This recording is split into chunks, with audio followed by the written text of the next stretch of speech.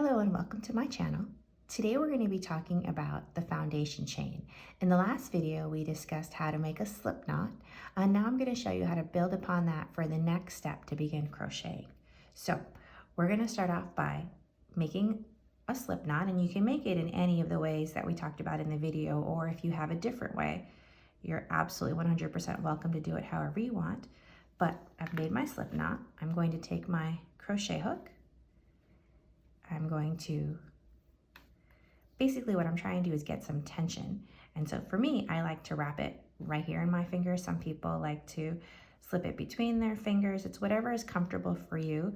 The same thing with holding your crochet hook. I like to hold my crochet hook like this. Some people like to hold it like this. Again, whatever is comfortable for you.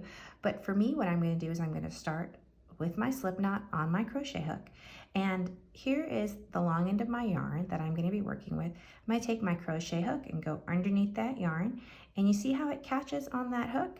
I'm going to take that and pull through. And you don't want to do it too tight, because when you go to build upon this foundation chain, the tighter it is, the harder it's going to be for you to work. So again, I'm going to go through, pull through. Now I have 2 loops on my chain, 1 and 2. And we're going to keep going.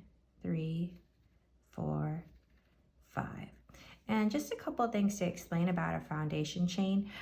When you build on it, there's 2 ways to build on it. You can actually go through the loops here, and I'm going to grab a little needle to show you.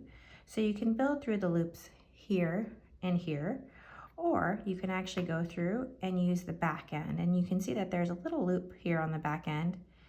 That's back loop, and I think that makes a really nice border, because then you have this nice completed look on your edge, as opposed to kind of an uneven. But you can see that in one of my next videos where we'll talk about how to do a single crochet. So hope this helped, and if you like this video, give it a thumbs up. If you have any questions or comments, please do that below. Thank you and happy crocheting.